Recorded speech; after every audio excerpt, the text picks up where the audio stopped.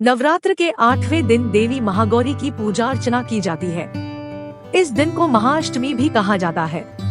मान्यता है कि नवरात्र के 8वें दिन महागौरी की पूजा करने से आर्थिक कष्ट दूर होते हैं और दुख दरिद्रता मिट जाती है। महागौरी को लेकर दो पौराणिक मान्यताएं प्रचलित है। एक मान्यता के अनुसार भगवान शिव को पति रूप में पाने के लिए देवी ने कठोर तपस्या की थी, जिससे इनका शरीर काला पड़ जाता है।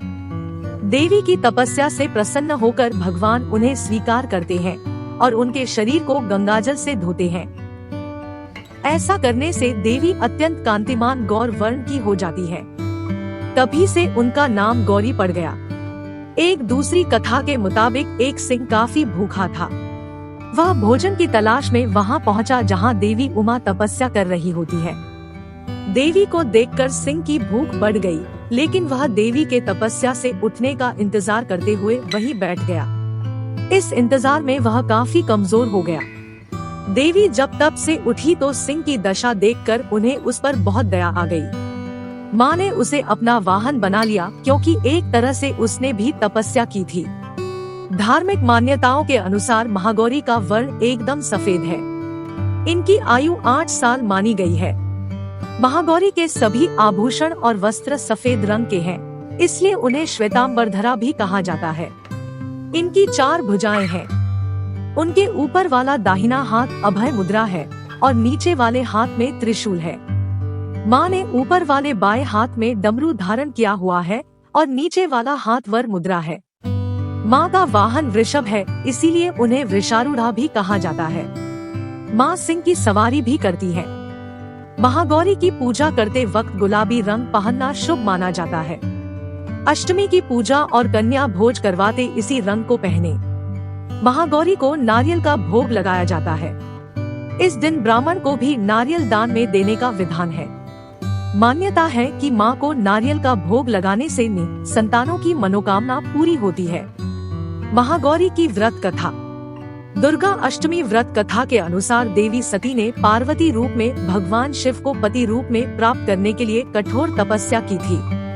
एक बार भगवान भोलेनाथ ने पार्वती जी को देखकर कुछ कह दिया, जिससे देवी का मन आहत हो गया और पार्वती जी तपस्या में लीन हो गई। इस प्रकार वर्षों तक कठोर तपस्या करने के बाद जब पार्वती नहीं आई तो उनको खोजते हुए भगवान शिव उनके पास पहुँचे।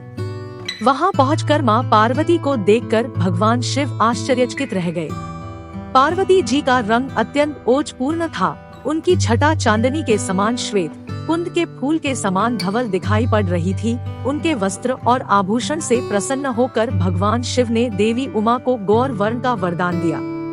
दूसरी कथा के अनुसार भगवान शिव को पति के रूप में पाने के लिए देवी ने कठोर तपस्या की थी, जिससे उनका शरीर काला पड़ गया। देवी की तपस्या से प्रसन्न होकर भगवान उन्हें स्वीकार कर लेते हैं और शिव जी उनके शरीर को गंगाजल से धोते हैं। तब देवी अत्यंत गौर वर्ण की हो जाती है और तभी से इनका नाम गौरी पड़ा था। महागौरी रूप में देवी करुणामय, स्नेहमय, शांत और मृदंग दिखती है।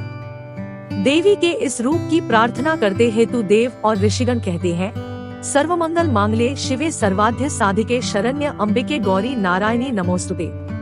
एक कथा ये भी प्रचलित है कि एक सिंह काफी भूखा था। जब वो भोजन की तलाश में वहां पहुंचा जहां देवी उमा तपस्या कर रही थी। देवी को देखकर सिंह की भूख और बढ़ गई, परंतु वह देवी की तपस्या से उठने का इंतजार करते हुए वहीं बैठ गया। इस इंतजार में वह काफी कमजोर हो गया। देवी जब तप से उठी तो सिंह की दशा देखकर उन्हें उस पर दया आ गई और माँ उसे अपनी सवारी बना लेती है, क्योंकि इस प्रकार से उसने भी तपस्या की थी। इसलिए देवी गौरी का वाहन बैल भी है और सिंह भी है। नवरात्रि के 8वें दिन देवी महागौरी की आराधना से खत्म होते हैं पाप और बढ़ती है सकारात्मक ऊर्जा। भक्तों को मनचाहे फल की प्राप्ति की होती है। दोस्तों, कमेंट करके बताएं कि आपको हमारी यह प्रस्तुति कैसी लगी। पसंद आई तो इसे लाइक और शेयर करें तथा चैनल को सब्सक्राइब करके मेरा मनोबल बढ़ाएं। नमस्कार।